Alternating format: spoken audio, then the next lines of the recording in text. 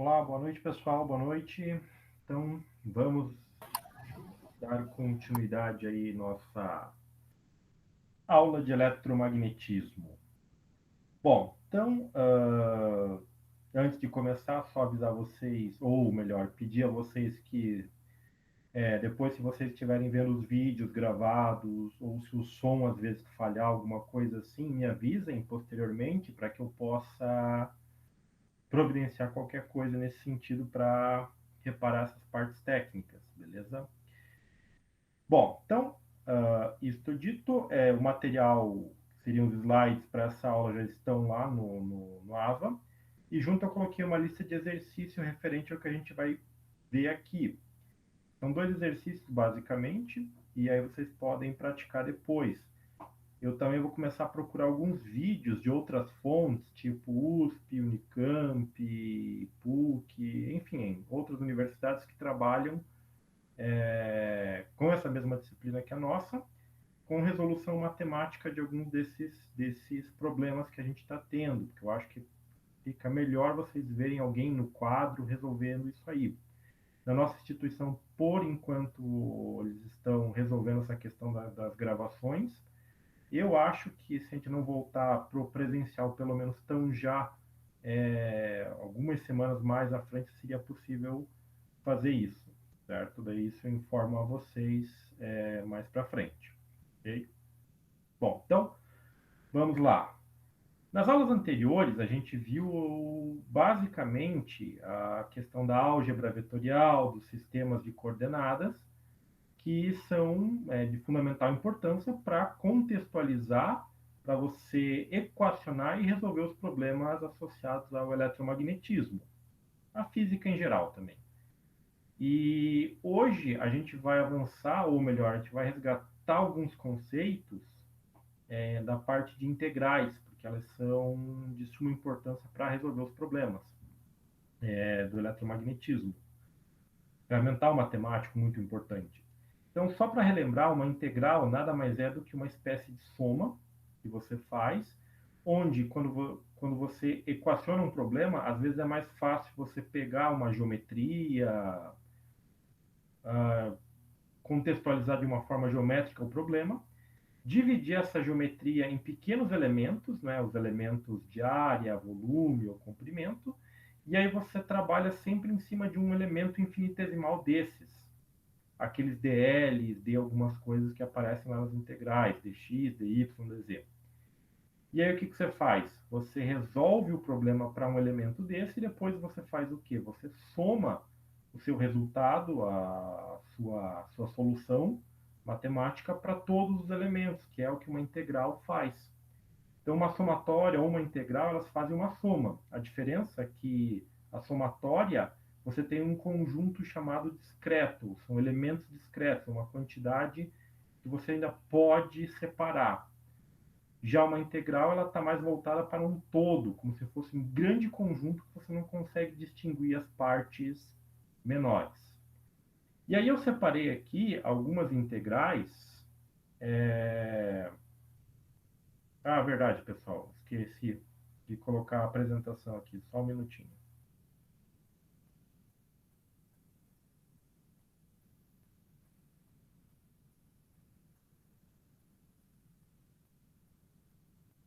Ok, vamos lá.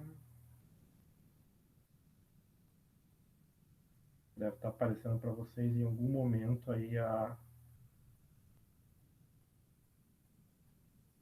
apresentação. Vocês estão vendo a apresentação agora, hein, pessoal? Ah, beleza. Valeu. Tinha esquecido de compartilhar aqui com vocês. Bom, então, esse aqui está aparecendo aí é o primeiro slide, né? É justamente dessa questão que eu estava falando para vocês aí das integrais.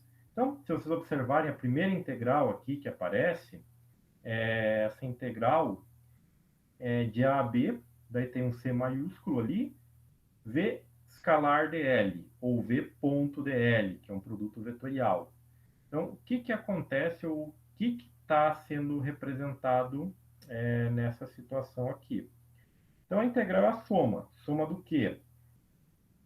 A e B seriam os pontos inicial e final.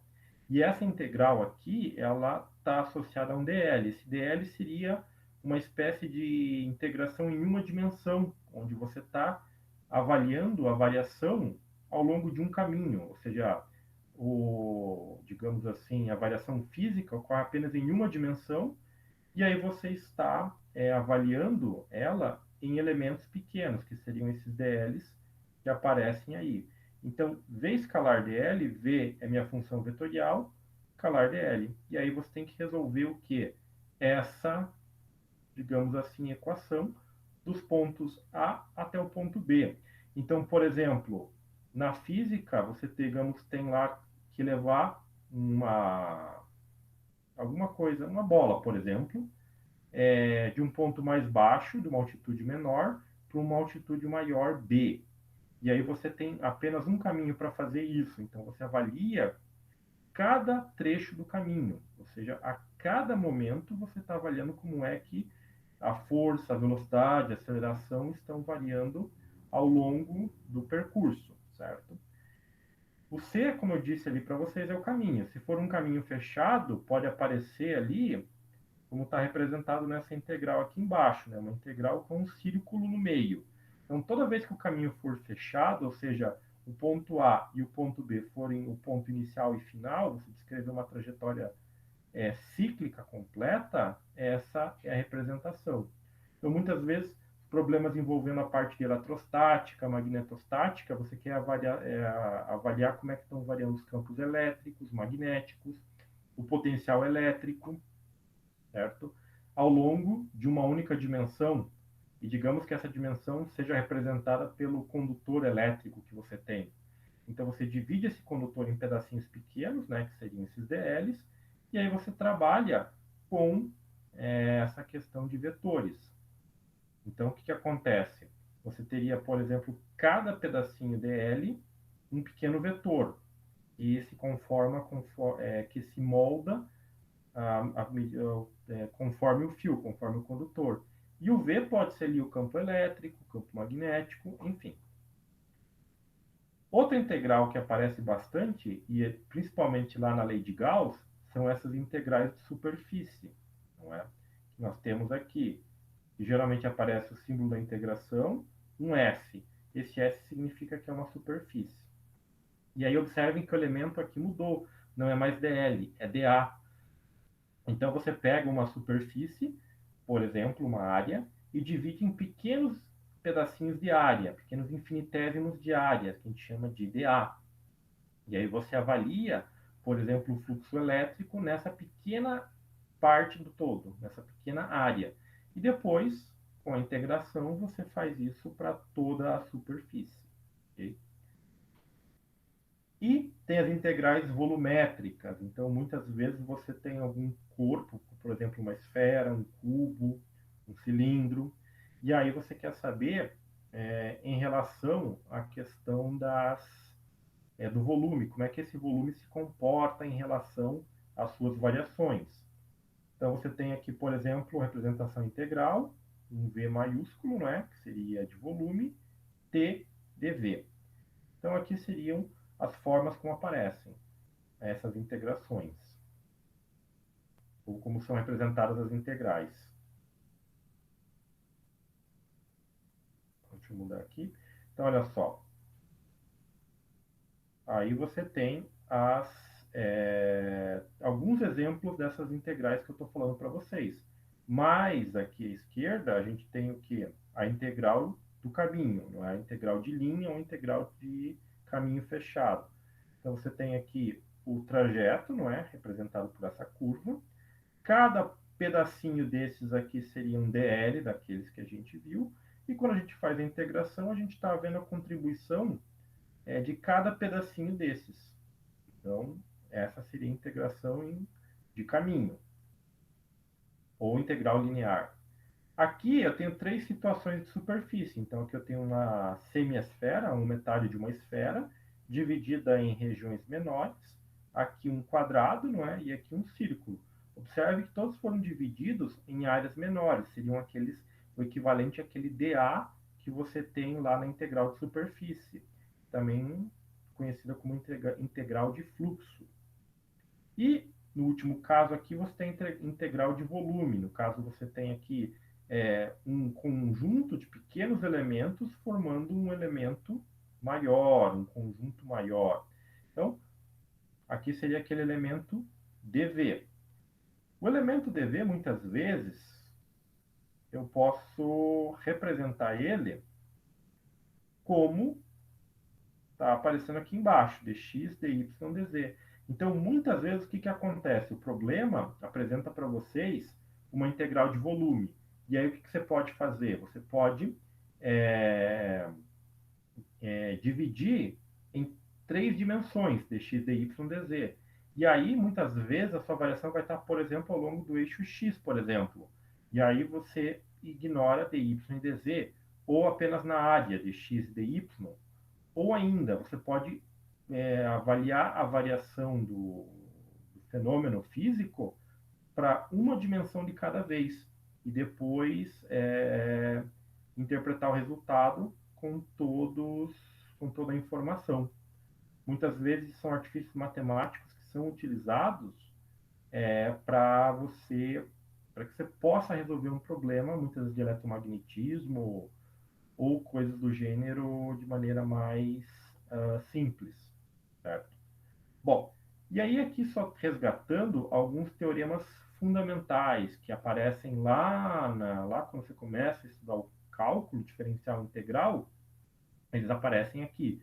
Então aqui a gente tem, por exemplo, essa integral aqui, a integral de AB, de um caminho C, do gradiente escalar dl. Então, fisicamente, o que significa isso? Você está avaliando qual é o comportamento daquela função t maiúsculo que aparece ali, não é? Entre os pontos A e B. Então, você tem lá todo um espaço, digamos, você tem alguma grandeza física que possa ser descrita por essa equação, ou melhor, por essa equação t, só que você não está interessado em todo o espaço, você está interessado em apenas uma dimensão. Então você representa dessa maneira como está aparecendo na integral ali, do ponto B até o ponto A. Então pode ser um gradiente de temperatura, um gradiente de pressão, por exemplo, certo? Então esse é o tipo de situação que essa integral aqui representa. Outra forma de representar as integrais aparece ali embaixo, que seria o teorema fundamental para os divergentes. Ela aparece como teorema para os divergentes porque, se vocês olharem do lado esquerdo da igualdade, ou seja, nessa parte aqui, o que acontece? Você tem um divergente. Então, você tem o operador nabla aqui, escalar, o ponto escalar, e a função vetorial v. Então, isso aqui é um divergente, como a gente já viu na aula passada. Então, ele está calculando o que? O divergente, né? A integral desse divergente aqui, em todo o volume do espaço. Esse teorema garante a vocês a seguinte coisa, que se aparecer uma integral como essa, você pode substituir ela como essa segunda integral aqui, uma integral mais simples de resolver. É uma integral de superfície de V escalar dA. Matematicamente, ela é mais fácil de você calcular. E, trocando aqui, né, para os rotacionais, a gente tem aqui a nossa integral que envolve um rotacional. Então, aqui você está integrando uma superfície desse rotacional, certo? Você pode simplesmente trocar isso aqui por uma integral de caminho fechado, não é? De um perímetro. Não é? Então, isso aqui, esses teoremas, eles são muito usados para quê? Para fazer mais a parte de cálculos teóricos mais aprofundados. A gente não vai chegar a trabalhar com tudo isso, não. A gente só vai trabalhar com o quê? Com os processos de integração mais simples e alguns outros conceitos que a gente precisar resgatar lá do cálculo diferencial integral, eu vou trazer isso para vocês mais para frente à medida que essa necessidade se fizer presente. Okay? Bom, então aqui eu tenho dois exemplos que eu vou mostrar para vocês aplicando o cálculo dessas integrais. usando aqui integral de linha, integral de superfície, ou de fluxo, certo? Então, nesse exemplo 1 que a gente tem aqui, diz, ó, calcule a integral de linha da função v, que é igual a y ao quadrado, x chapéu, mais 2x, que multiplica y mais 1, y chapéu. Indo do ponto A, que tem as coordenadas 1, 1 e 0, até o ponto B, com as coordenadas 2, 2, 0. Ou seja, a dimensão z aqui não é levada em consideração, certo? Então, o que a gente vai ter que calcular aqui seria essa integral que está aparecendo aqui embaixo, ó. E de 1 até 2, v escalar dl. É como se a gente pegasse... Deixa eu retornar aqui. É como se a gente quisesse ir do ponto, digamos aqui, deste ponto A até este ponto B, querendo saber como é que aquela função vetorial v está variando ao longo desse caminho. Fisicamente é isso que a gente vai fazer. Matematicamente, como é que se faz isso? Vamos avançar aqui. Então, vamos lá. O primeiro, a gente vai ter que calcular essa integral que aparece aqui, como vocês estão vendo. Bom, primeiro, quem que é o dl? A gente precisa representar o dl. Se vocês voltarem no material que a gente já trabalhou, a gente tem o quê? A gente tem lá aquelas duas tabelinhas que eu passei para vocês, e lá tem nos 3 sistemas de coordenadas, cartesiano, cilíndrico e esférico, o quê? O valor do dl, não é? Ou seja, a representação do dl. Então, esse dl aqui é x chapéu dx mais y chapéu dy mais e chapéu dz, certo? Então, essa é a representação do dl geral. O que acontece? Aí você escreve o seu dl conforme o problema. Nesse caso aqui, o nosso dl ele só vai ter dx dy, ele não tem dz. Por quê? Porque os meus pontos A e B, eles só têm coordenadas em x e y. Então, se eu olhar aqui, ó, 1, 1, 2, 2, x, y, x e y. O z igual a zero. Então, eu posso descartar essa componente dz aqui, certo? Beleza. E aí, eu quero fazer uma integração. Então, primeiro de tudo, a gente vai resolver esse produto escalar entre os vetores v e dl, porque o dl é um vetor, certo? Então, o que eu vou fazer? V escalar dl, como está representado aqui nessa linha. Então, ó, V escalar dl. Aí eu escrevo quem que é o vetor V, ponto, quem que é o vetor dl que eu estou considerando. Então, observe que eu estou considerando x dx mais y dy. E aí faz o produto escalar. Então, lembrando que o produto escalar você combina apenas x versor com x versor, y versor com y versor e z versor com z versor. Nesse caso não tem z, então ele fica de fora. Então eu vou pegar aqui o y ao quadrado x chapéu, escalar com quem? X chapéu dx, certo? Então, o x, os versores, eles acabam cancelando pelaquela regrinha lá que nós vimos dos produtos escalares. Aí eu vou ter aqui, olha lá, ou melhor aqui, a combinação desses caras aqui. Ah, perdão, faltou mencionar uma coisa. Nesse caso aqui, como eu estou trabalhando com a variação de 1 para 1, ou seja, do ponto A eu vou da posição x1 para x2 e vario a mesma posição para o y, eu posso dizer o que está ali, não é? Que o y e o x são iguais, assim como as pequenas variações dx e dy são iguais também. E aí o que acontece? Aí eu posso trocar tudo em termos de uma única variável. Então eu saio aqui das duas variáveis x e y para uma variável só e integrar essa equação em termos de x apenas, que foi o que eu escolhi aqui. Então, vamos ver aqui, olha só. Está aqui o produto escalar, não é? X e Y. Observe que para cá, não é? Eu faço a combinação deles, tudo em termos de x. Aí vai ficar x ao quadrado, 2x ao quadrado mais 2, certo? Porque aqui eu estou trabalhando o produto escalar. Então, olha só, x ao quadrado de chapéu. Vou combinar com esse cara aqui. Vai ficar x ao quadrado dx. Aí, o próximo ali, que é o 2x, que multiplica x mais 1.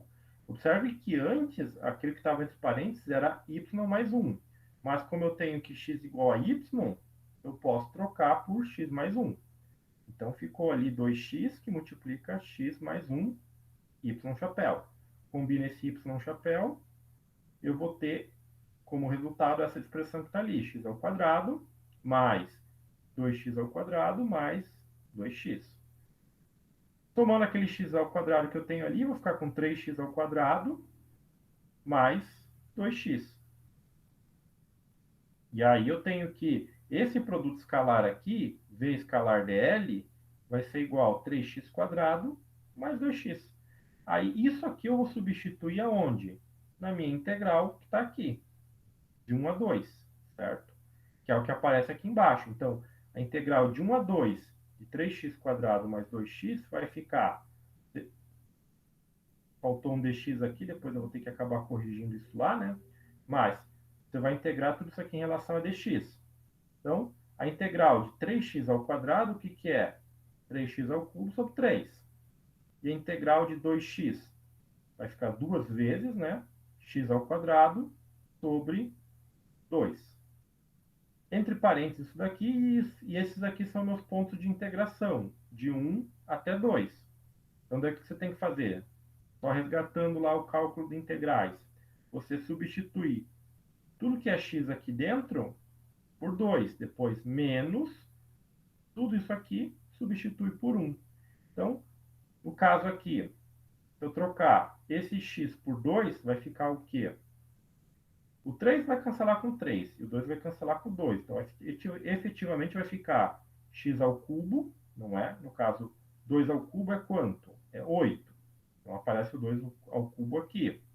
E depois, 2 cancela com 2, 2 ao quadrado aqui. Menos. Aí aqui é a segunda parcela. 1 ao cubo mais 1 ao quadrado. Esses 1 aqui vai ficar 2, né? Porque 1 ao cubo é 1 e 1 ao quadrado é 1, então vai ficar 1. Aqui vai ficar 2 ao cubo 8, mais 2 ao quadrado 4. 8 mais 4 é 12. Então vai ficar 12 menos 1 mais 1, que é 2. Então 12 menos 2, 10, que é o resultado dessa integral aqui. Então, muitas vezes o problema que você vai ter que fazer é dizer quem que é o seu DL, o problema, não é? Como você escreve o DL em termos desse cara aqui. E aí, você vai ter muitas vezes uma função que representa o V, que vai estar lá, por exemplo, um campo elétrico, um potencial elétrico, campo magnético, corrente, enfim, alguma dessas grandezas do eletromagnetismo, e aí você associa isso ao DL através desse produto escalar ali, certo? E aí depois é só resolver uma integral numérica. Muitas integrais, você apenas ajeita ela para procurar na tabela, porque tem tabelas de integrais com os resultados já prontos. Então, muitas vezes não é preciso nem calcular a integral, é só pegar o resultado tabelado ou trabalhar com softwares. Hoje tem alguns softwares aí online que vocês escrevem a integral que vocês querem calcular numericamente. E aí esses softwares eles te dão lá qual é o resultado da integral. Bom, então esse exemplo 1 era isso aí, não era calcular essa integral. Agora a gente vai ver um outro exemplo que também que aparece bastante nos problemas envolvendo lá, por exemplo, lei de Gauss, que seria esse exemplo número 2 aqui. Então, aqui, toda vez que eu tiver superfícies, entes geométricos como esse cubo aí que aparece na figura, eu vou ter que calcular o quê? Integral de superfície. E aí, para calcular a integral de superfície, eu vou seguir o procedimento de muitas vezes dividir essa superfície em faces ou áreas menores e trabalhar em cada uma dessas áreas. E depois, no final, eu somo o resultado como um todo, certo? Bom, então aqui o exemplo 2 diz a seguinte coisa. Calcule a integral de superfície desse vetor v, não é? Que é 2xe mais x mais 2y mais y, que multiplica z quadrado menos 3 vezes z chapéu. Sobre os 5 lados do cubo ao lado. Então, você tem ali um cubo, né? Que ele está posicionado, observe que ele está posicionado no sistema cartesiano. Você tem o eixo y para cá, o eixo x para cá, o eixo z para cima. Observem que em 2, essa face 1 aqui, ela está na coordenada 2.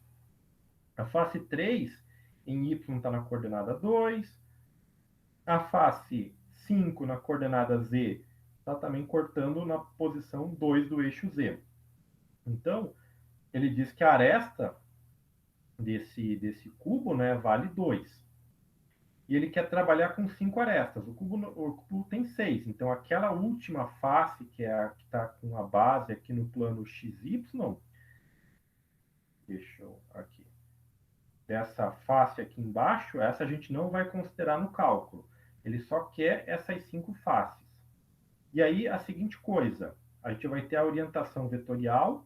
Toda vez que ela apontar para cima ou para fora do cubo, isso vai ser positivo. Então, quando a gente chegar lá na frente e trabalhar com a lei de Gauss, a questão do fluxo elétrico vai depender da orientação, se está apontando para dentro ou para fora da superfície. E isso está associado com o sinal da carga elétrica. Então, normalmente, a gente segue esse parâmetro, ou esse padrão. Se o vetor aponta para cima ou para fora, o fluxo é positivo, ou o sinal associado ao vetor é positivo. Enquanto que ele apontar para baixo ou para dentro, o valor será negativo. Okay? Bom, e aí no desenho vocês têm marcado 5 faces, né? Faces de 1 a 5. O que a gente vai fazer é calcular integrais de área ou integrais duplas para cada uma dessas 5 faces. O procedimento aqui muitas vezes é entender como é que faz para uma face e depois você vai repetindo para as outras faces. Claro, tomando em consideração alguns valores. Então, olha só. Começando com a face 1. A face 1 está onde? Está aqui. Tá, deixa o mouse aparecer de novo aqui. Aqui, ó. A face 1 é essa face aqui. Certo? Está apontando para fora, para valores x positivo. Ok? Bom, então, qual a integral que eu vou ter que calcular para essa face? Para essa face, eu vou ter que calcular uma integral de superfície que aparece aqui, ó. Integral de V escalar dA. Então, esse dA diz que eu estou calculando uma integral de associada a uma área. Então, exclusivamente para a face 1, qual é o valor de x? Para a face 1, o valor de x vale 2. Como é que eu sei isso? É só olhar no sistema coordenada onde está o ponto x aqui, ó. Em 2, bem aqui. Ok? E o dA, como é que eu escrevo o dA? Novamente, para todos os sistemas que a gente viu, cartesiano, cilíndrico, esférico, tem aquela tabelinha lá da aula passada que tem esses vetores dA para todos os sistemas, para todos os sistemas de coordenadas que a gente viu, para os 3. Então, o que acontece? Quem que é o dA nessa situação? O dA nessa situação seria dividir, ou matematicamente seria dividir essa face aqui, 1, em diversos pedacinhos pequenininhos, certo? Que vão variar de 0 até 2. E aí a representação está aqui. dA é igual a dx, dy dz, x chapéu. Por que x chapéu? Para onde está apontando, não é, esse vetorzinho normal a essa superfície? Porque eu sempre tenho que considerar um vetorzinho normal a essa superfície. está apontando para fora, então é positivo. Então, olha só, x vale 2, dA vale dy, dz de chapéu. E aí eu tenho que calcular esse produto escalar que aparece aqui. Ó, V escalar dA. Certo? Então, quem que é o V? O V está aqui. Representei todo ele. Quem que é o dA? Representei ele aqui. Certo? E aí você faz as combinações. X com X, Y com Y, Z com Z. Como esse cara aqui, dA, só tem essa componente em X, esse cara aqui com um Z chapéu não vai contribuir para nada nessa face. E esse cara com Y chapéu também não vai contribuir com nada dessa face aqui. Então, eu só vou calcular esse produto aqui, ó, 2xz de chapéu com dydz de chapéu, certo? Então, o resultado está aqui embaixo. 2xz dydz. O produto do x chapéu com x chapéu igual a 1, não aparece aqui. Então, é isso aqui. Daqui para cá, virou 4z. Por quê? É só lembrar quanto que vale o x. Está aqui, ó, x vale 2. Então, eu substituo o x aqui, que vale 2, fica 2 vezes 2, 4. 4z dy dx, certo? Então, agora eu vou calcular a integral. Calcular a integral de superfície, como está mostrado aqui, é o equivalente, nesse caso, a calcular duas integrais. Por quê? É para uma dimensão e para outra. Quais dimensões? Y e z, certo? Então, observem que o x é fixo, porque ele está no ponto 2. Então, é como se eu estivesse dividindo pequenos pedacinhos ao longo do eixo y e ao longo do eixo z. E aí eu vou calcular essa integral que aparece aqui.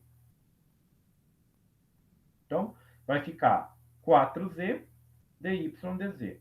O que eu fiz aqui foi dividir as integrais nas suas componentes, para ficar mais fácil o cálculo. Então, o 4, como é uma constante, ele pula para fora e vai multiplicar todo mundo.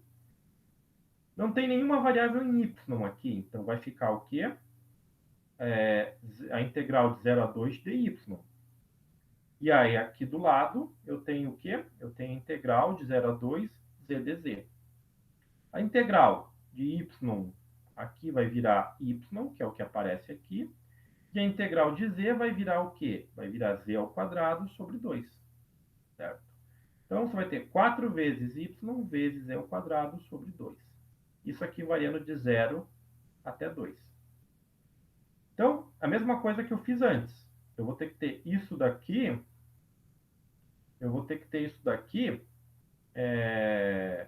Fazendo essa variação. Então, vai ficar lá 4 vezes, no lugar do y, 2. No lugar desse z, 2 também. E daí, do outro lado, menos y, que eu vou trocar por 0, e z, que eu vou trocar por 0. Mas como o zero não vai interferir em nada nessa conta, só vai ficar, então, 4 vezes 2 vezes 2 ao quadrado sobre 2. Então, o resultado disso aqui dá 16. Certo? Vai ficar aqui, ó, 2 vezes 2 ao quadrado é 4.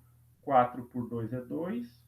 2 vezes 2, 4. 4 vezes 4, 16. Então, esse é o resultado dessa integral para a face 1. Agora, a gente tem que fazer para as outras faces. Então, o procedimento é o mesmo. Primeiro, próxima face é a face 2. A face 2 está onde? Está apontando para dentro. Olha só. Está apontando lá para dentro. Apontou para dentro, o que vai acontecer com o meu sinal do versor que é perpendicular àquela face? Ele vai ser negativo. Então, olha só, o dA já aparece aqui como menos dy dzx. Então, é o mesmo dA que eu tinha para a face 1, só que observe que o sinal está ao contrário. Uma outra forma de eu encarar esse sinal é, se o x positivo estão para cá, para onde está apontando o versorzinho perpendicular à superfície da face 2? Lá para o x negativo. Então, eu posso associar esse sinal negativo a esses valores negativos de x, ok? Quanto que vale x? Agora vale zero. Por quê? Porque essa face 2 aqui está onde? Não está na posição 2 agora, está na posição 0, certo? Então, novamente, você calcula esse produto escalar aqui, né, o V escalar dA, como foi feito anteriormente. O resultado vai ser o mesmo. Vai ser lá, vai ser similar, na verdade, vai ser menos 2x, z, dy, dz. Só que, quanto que vale x agora? Vale 0. Valeu 0, vai ficar 0 multiplicando, e esse V escalar dA é igual a 0. Então, se eu substituir ele na integral, essa soma vai ser igual a 0, certo? Então, essa face 2, para essa integral aqui, o resultado é 0. Face 3. Face 3, cadê a face 3? Está aqui, do meu lado direito. Então, observa lá que ela está cortando y na posição 2. O dA está aqui, dx, dz, y, chapéu. Então, tem a minha área, o vetorzinho perpendicular a essa área, não é? Que é o y chapéu, dx, dz. Então, é como se eu dividisse essa dimensão aqui e essa dimensão aqui em pedacinhos pequenos, e eu integro em relação a todos esses pedacinhos, formando uma área. Então, y vale 2, dA vale dx, dz, y chapéu, calculo o produto vetorial, certo? Novamente, o que vai acontecer aqui? Somente o termo em y não vai zerar. Então, se eu olhar o meu vetor v geral, que está aqui, esse termo aqui, x mais 2, é o termo que vai aparecer, certo? Então, x mais 2 vai ser o resultado desse cara aqui, certo? Bom, e por que eu não troquei nenhum y aqui por 2? Porque não aparece nenhum y aqui, certo? Então, é só x mais 2. Então, o que eu vou fazer? Eu vou jogar isso aqui, eu vou ter que calcular duas integrais, como estava aqui em cima. Uma integral em relação a x e uma integral em relação a z. A integral em relação a x está aqui. 0 até 2 de x mais 2 dx. E a integral em relação a z está aqui. 0 dz. Então, essa integral aqui, 0 até 2x mais 2 dx, vai ficar o quê? X ao quadrado sobre 2 mais 2x. Certo? Esse é o resultado dessa integral. E a integral em relação a z vai virar z, somente o z aqui. Certo? Ambas estão variando de 0 até 2. Esse resultado aqui, o 0 eu não vou contabilizar. Aqui eu vou ficar com o quê? Com 2 ao quadrado, 4, divididos por 2, 2, mais 4, é 6. 6 vezes 2, 12. Então, esse é o resultado dessa integral para a face 3. Então, o que eu fiz aqui foi calcular três integrais para as faces 1, 2 e 3, certo?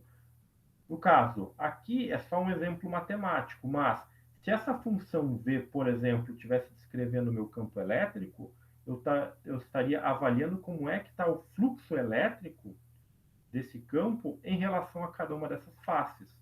E aí, no final das contas, eu poderia determinar se eu tenho alguma carga encerrada nesse bloco ou não. Então, se no final das contas eu fizesse, só dando sequência nesse exemplo da parte elétrica, se eu calculasse o fluxo elétrico nessas 6 faces e somasse eles, e eu tivesse um fluxo igual a zero, significa, fisicamente, que eu não tenho nenhuma carga elétrica contida naquela região descrita pelo cubo. Se eu tivesse um fluxo positivo, significaria que eu tenho uma carga positiva, e se eu tivesse um fluxo negativo, eu teria uma carga negativa. Ok? Então, vamos lá para a face 4. Então, a face 4 do cubo está aonde? Está aqui, no meu lado esquerdo, apontando para onde? Para os lados de y negativo. Então, eu já sei que o dA vai ter que ter um sinal negativo, como aparece ali. Então, olha só, dA é igual a menos dx, dz, y, não é? Ainda estou ao longo do eixo y, como aparece aqui, e o valor de y é igual a zero, certo? Bom, se eu for calcular, observem que o resultado do produto escalar aqui, V escalar dA, é igual ao que eu tinha no passo anterior, só que ele vai ter um sinal negativo. Se eu reproduzir todo o cálculo, incluindo da parte da integral, qual que vai ser o meu resultado? O mesmo que eu obtive antes, 12, só que agora com um sinal negativo. Nesse caso vai ficar menos 12, como aparece aqui. Olha só, menos 12. Então, observe que o cálculo aqui é o mesmo. V escalar dA. Quem que é o V? É só a parte de V que vai ter y versor, o y chapéu, que é essa daqui. X mais 2.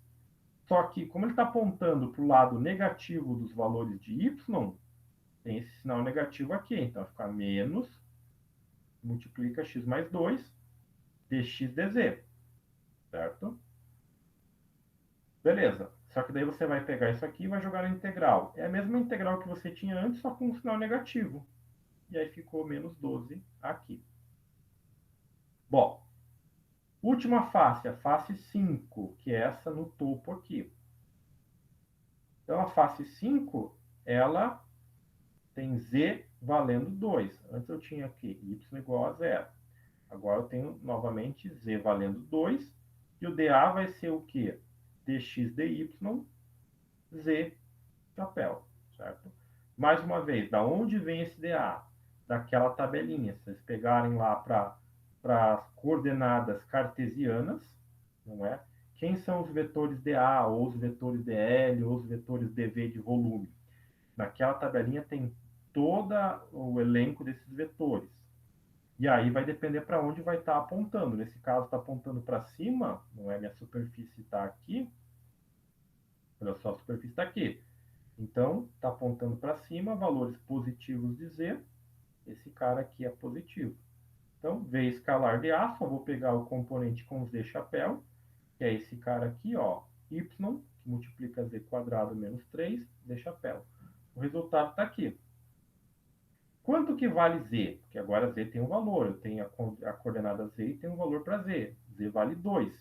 2 ao quadrado é 4, então 4 menos 3 é 1, ficou Y. Então, esse produto escalar aqui, V escalar dA, ficou como Y dx dy, certo? Então, vou integrar isso aqui. Então, eu vou ter aqui uma integral de dx e uma integral de y dy, também, de 0 a 2. A integral de dx está aqui e a integral de dy está aqui, certo? 0 a 2, o resultado disso aqui vai ser 4. E aí eu tenho esse valor numérico, não é? Do fluxo, que é igual a 4 para a superfície 5. Então, qual que vai ser o resultado geral? Qual que vai ser o fluxo total para essas 5 faces que eu calculei? Então, vai ser a soma do resultado de cada integral. Então, a primeira integral deu quanto lá? O meu resultado deu 16. A segunda deu 0. A terceira deu 12. A quarta deu menos 12 e a quinta deu 4. Então, o resultado disso daqui vai ser 20, certo? Então, esse é o procedimento envolvendo superfície. Ah, mas e se a forma geométrica fosse diferente?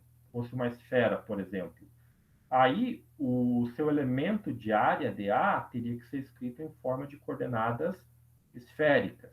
Ah, mas aonde que eu acho isso? Naquelas tabelinhas lá que eu falei para vocês tem. Então, utilizar aquelas tabelinhas vai ser muito importante e também a questão da geometria do problema. É um problema cilíndrico, esférico ou cartesiano, no caso. Ok? Bom, pessoal, então, nessa parte aqui das integrais, seria essa última parte aqui que eu teria dessa parte de matemática, de resgatar conceitos para o eletromagnetismo. E aí, o que eu coloquei aqui? Eu peguei alguns daqueles exemplos lá da aula passada e eu vou resolver eles aqui agora para que vocês vejam o passo a passo da resolução disso daqui. Daí depois tem lá na lista 2 exercícios envolvendo os procedimentos desses de integrais, que são bem parecidos com esses daqui, não é? Para que vocês pratiquem um pouco, certo? Então, o primeiro exercício é esse daqui. Então, você tem lá, considere os seguintes vetores. Esses são os vetores A, B e C. E aí ele está pedindo lá, ele pede, na lista pedem 4 cálculos, né? Então eu peguei 2 aqui, mas o procedimento para os outros é bem parecido. No caso aqui, para você calcular aquele produto escalar entre A e B e multiplicar por N, que é uma constante qualquer. Então você não precisa atribuir nenhum valor a esse N se você não quiser, apenas chama de N e calcula conforme o procedimento aqui. Então, primeiro, você escreve o vetor A, que é 2x chapéu mais y chapéu menos 5z. Produto escalar, né, o ponto. O vetor B, menos x mais y chapéu mais 2z. E aí, o que você faz? Você faz a distributiva. Então, x com x, y com y, z com z. Então, x, 2x chapéu com menos 2x chapéu vai ficar o quê? Menos 2. Por quê? Esse x com esse x vai ser igual a 1. E aí, 2 vezes menos 1, menos 2. Então, muito cuidado com os sinais, porque isso aqui é muito fácil de errar, ainda mais quando tiver muitos termos, certo?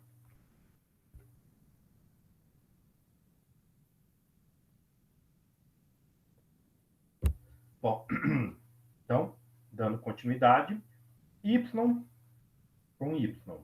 Então, você tem lá y chapéu com y chapéu. Vai dar 1, 1 vezes 1 é 1 que aparece aqui. E aqui, menos 5z chapéu com 2z. Menos 5 vezes 2, menos 10. Z com z vira 1. Então, menos 2 mais 1, menos 1, menos 10. Isso dá menos 11.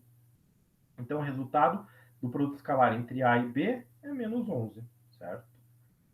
Tem que multiplicar por n, então fica menos 11n. E é isso. Não tem mais nada além disso. Muitas vezes, você pode determinar qual é o ângulo entre os vetores, certo? Então, o que vai acontecer? Perdão. Eu tenho aqui perguntando qual é o ângulo entre o vetor A e o vetor B. Então, para eu fazer isso, eu tenho que partir da definição do produto escalar. A definição está aqui. A escalar B é igual ao módulo do vetor A, o módulo do vetor B, vezes o cosseno do ângulo entre eles. Então, o que eu quero é esse ângulo θ. Para calcular esse ângulo θ, o que acontece?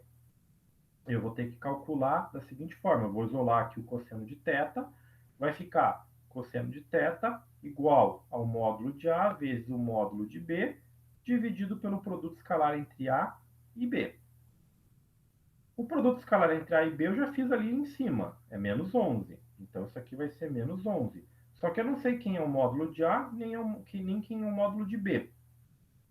Então, o que eu vou fazer? Calcular o módulo. Calcula dessa forma aqui, como a gente viu lá na primeira aula. Raiz quadrada dos elementos do vetor ao quadrado. Então, raiz quadrada de 2 ao quadrado, mais 1 ao quadrado, mais menos 5 ao quadrado.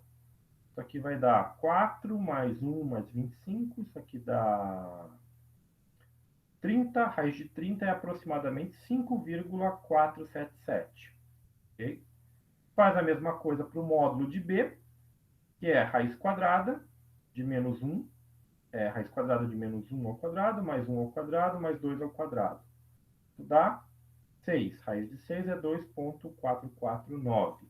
Então, o que você vai fazer? Você vai ter que substituir esses caras aqui, vai ficar cosseno de θ é igual a 5,477 vezes 2,449 dividido por menos 11. Aí o que acontece? Se vocês fizeram isso, você acharia um número aqui, certo? E aí se você aplicar o cosseno na menos 1 ou a função arco cosseno desse valor aqui, você deveria encontrar um ângulo. O problema é que, olha só, isso deu um número negativo. Quanto a ser negativo, não tem problema. O problema é que ele deu um número maior que a unidade. E o maior valor que o cosseno tem é 1.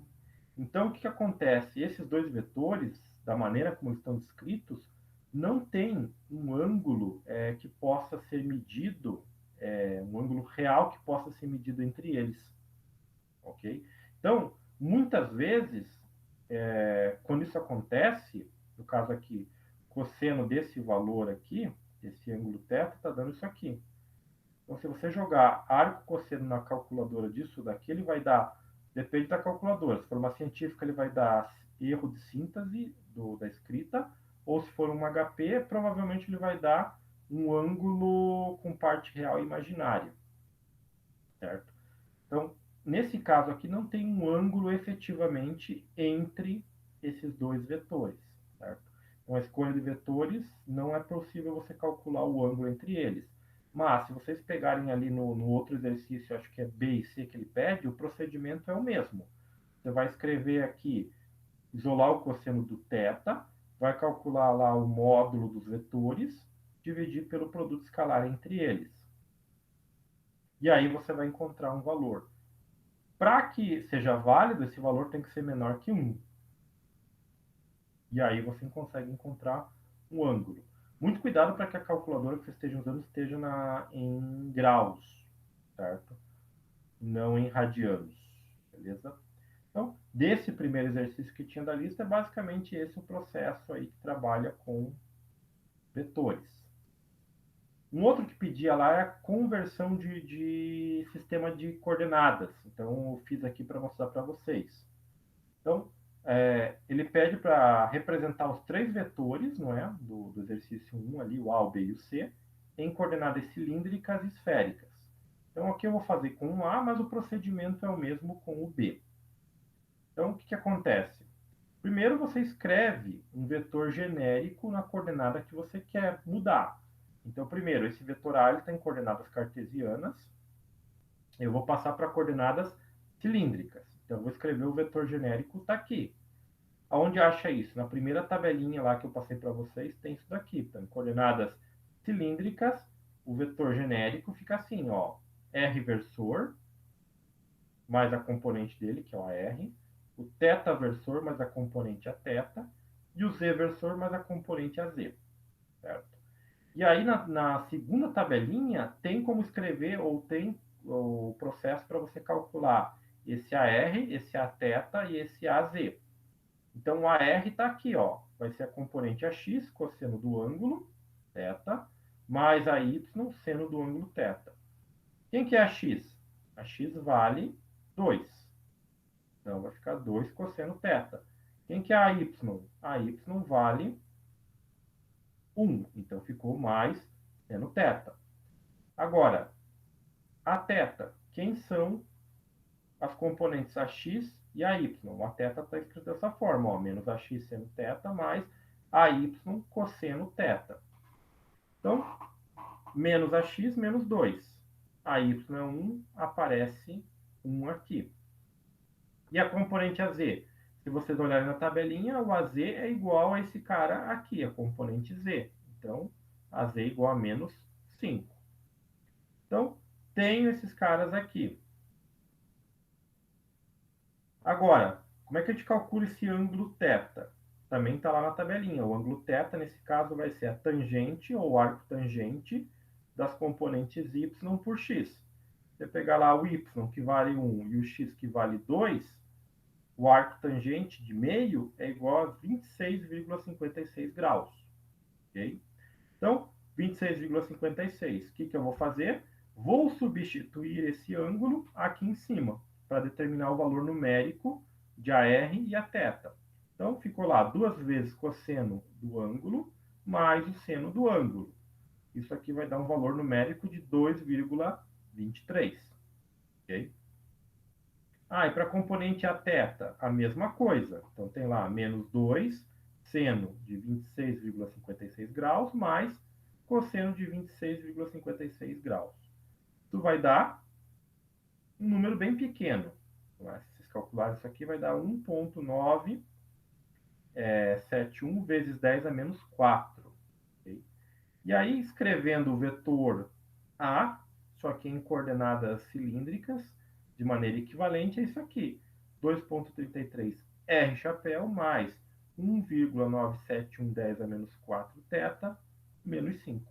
Então, a representação desse vetor A em coordenadas cilíndricas se dá desta maneira aqui. Para a coordenada esférica é um pouquinho mais chato, porque tem mais contas.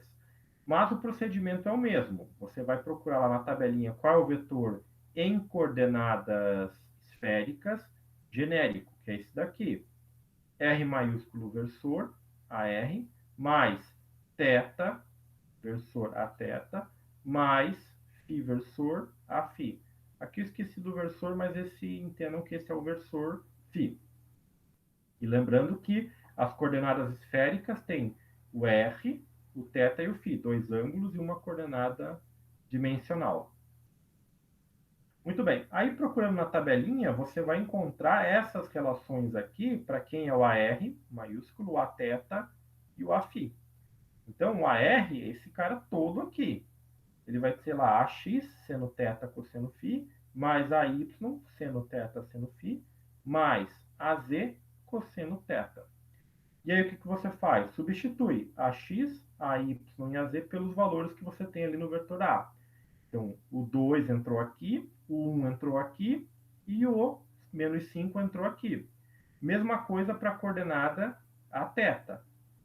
É a mesma coisa, você vai procurar na tabela, vai representar aqui e vai trocar os valores a x, a y e a z. E a φ também, mesmíssima coisa. E aí, assim como a gente fez lá no caso anterior, a gente calcula quem é o ângulo θ e quem é o ângulo φ. O ângulo θ agora, para a coordenada esférica, vai ser a tangente da menos 1 de quem?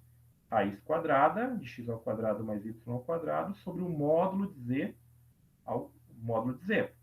Então, isso aqui vai dar um ângulo de 24,09 graus. E aqui, como o procedimento é o mesmo, é aquele mesmo ângulo de 26,56 que a gente tinha lá antes. Okay? Aí vocês pegam esses ângulos θ e φ e substituem ali em cima. Então, aqui, por exemplo, tudo que é θ é esse valor aqui. Tudo que é φ é esse valor aqui. E aí vocês substituem e calculam. Então, o valor de AR vai ser menos 3,65. A θ é igual a 4,08. A φ, aquele valor pequenininho lá, né? 1,971 10 a menos 4.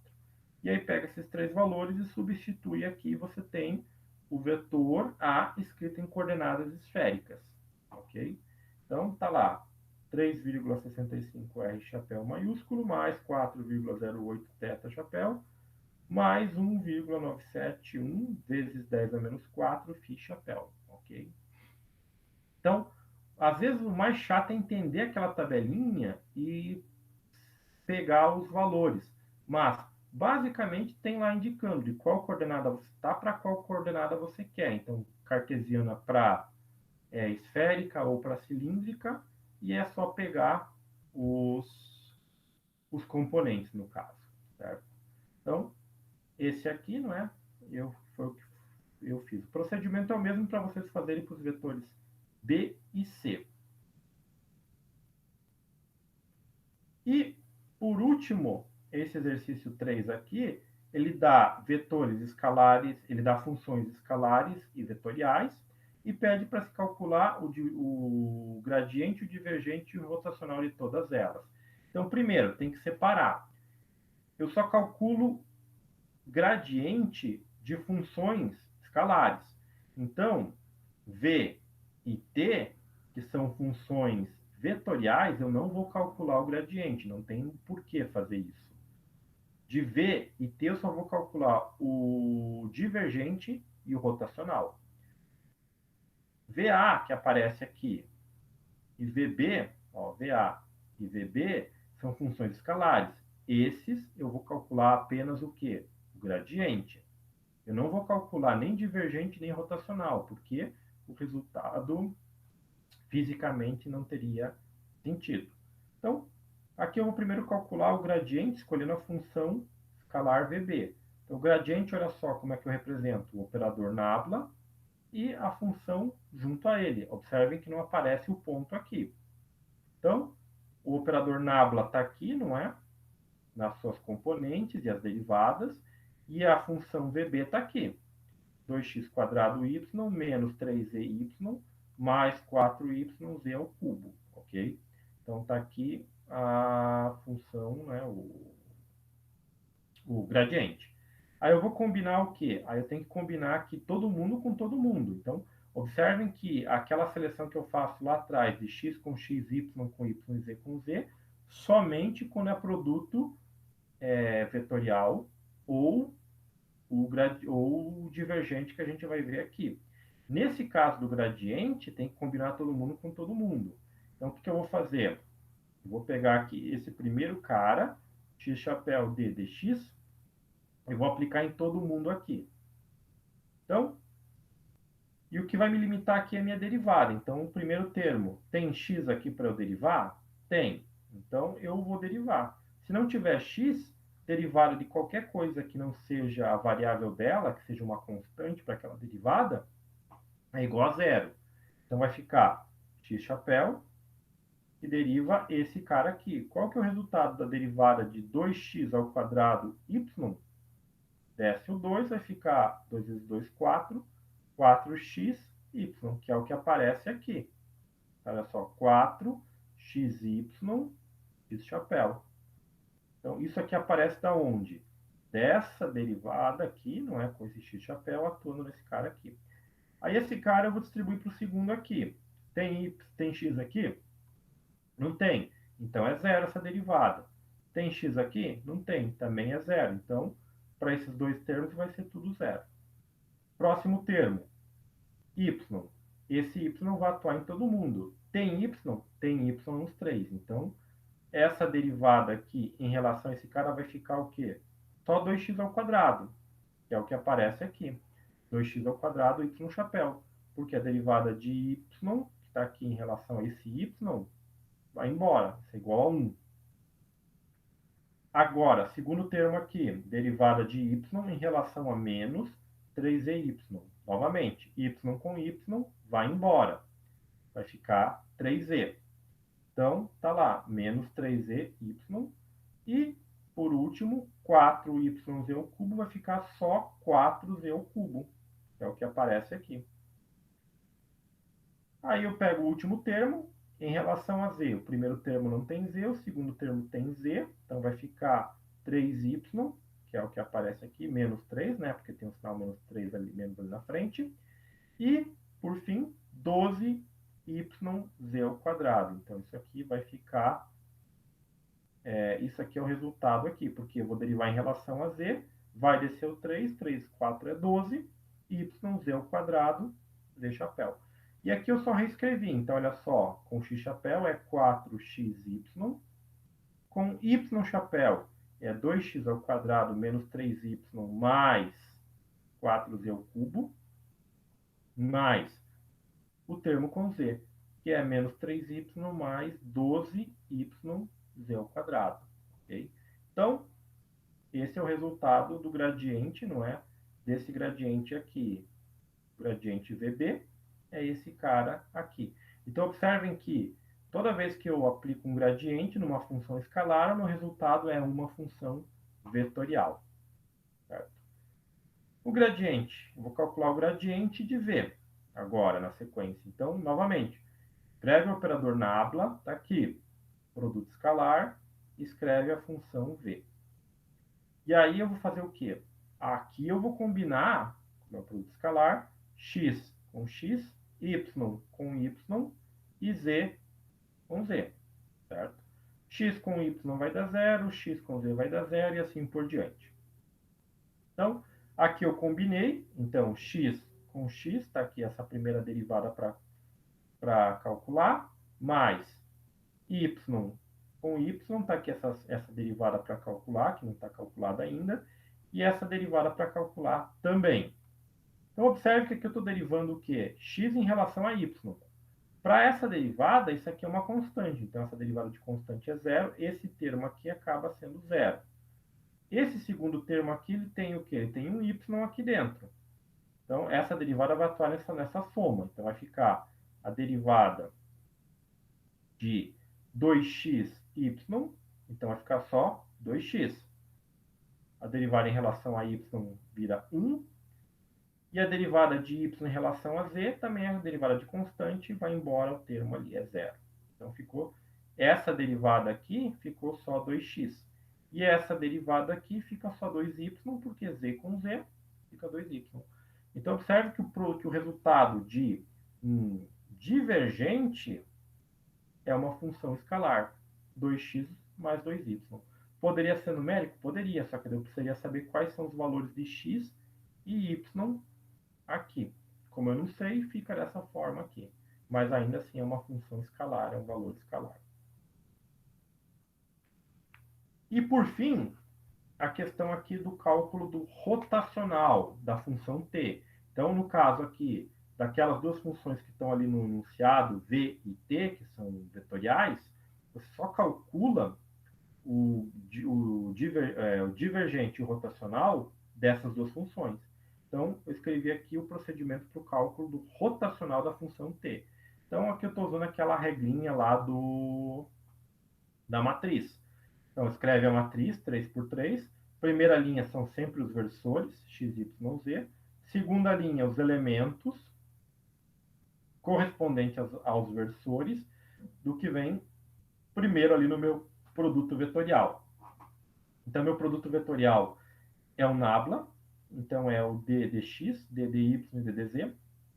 E, por fim, os componentes do segundo vetor, que nesse caso ali são 2xe mais 2, x mais 2 e y, que multiplica z ao quadrado mais 3.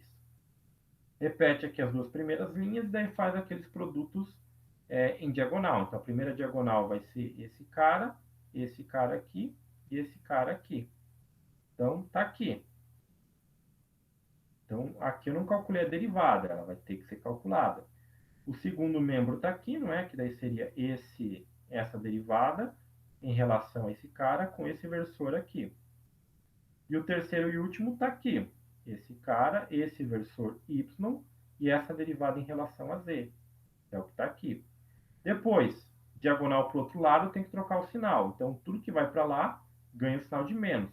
Se tiver o sinal de menos, vira mais. Como não tinha, então ficou essa segunda parte aqui. Primeiro termo, segundo termo, terceiro termo. Então, agora, essa derivada em relação a y. Tem um y aqui, vai ficar isso aqui. Ficou lá, ó, z quadrado mais 3 de chapéu. Segundo termo aqui, derivada em relação a x. Vai derivar em relação a esse x que está dentro do parênteses. Vai ficar só z chapéu que está aqui, porque a derivada de x em relação a x é 1, a derivada de x em relação a 2 é 0. Aqui, derivada em relação a z, 2x. 2x, y chapéu. Então, isso aqui dá isso daqui. Beleza. Agora, esses termos aqui. Derivada de y em relação a isso aqui não tem nenhum y, é 0. A derivada em relação a z disso daqui não tem nenhum z, é 0. E a derivada em relação a x disso daqui não tem nenhum x, 0 também. Então, o que vai ficar? Essa expressão aqui. Z ao quadrado mais 3, isso aqui x chapéu, mais 2x y chapéu mais z chapéu. Então, esse é o procedimento para calcular o rotacional dessa função vetorial t. Okay? Bom, então, o que eu tinha para mostrar aí para vocês na aula de hoje era isso. Daí, se vocês tiverem dúvidas aí aos outros exercícios anteriores, agora eu estou aí à disposição de vocês para eventuais dúvidas e coisas do gênero, beleza? Ou, fico aqui mais alguns minutinhos, e se vocês tiverem algumas outras dúvidas, fiquem à vontade para perguntar aí, moçada.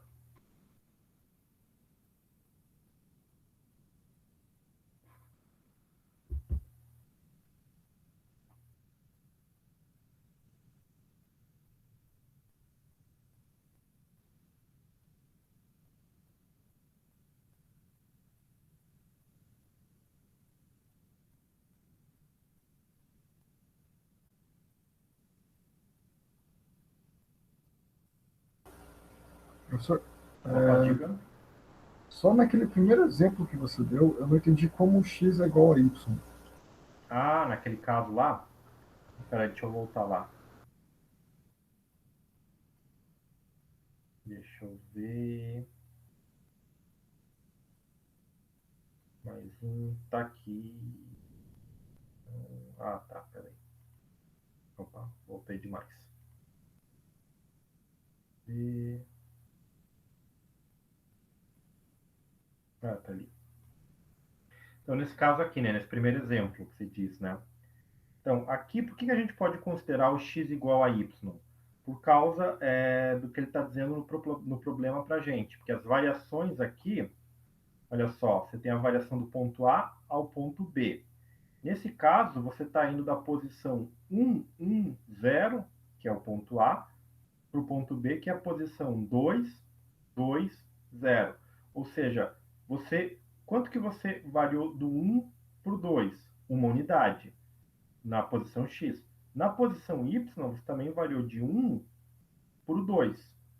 E aí, como você está variando uma unidade e essa variação de uma unidade é a mesma nos dois casos, você pode dizer que o x é igual a y, certo?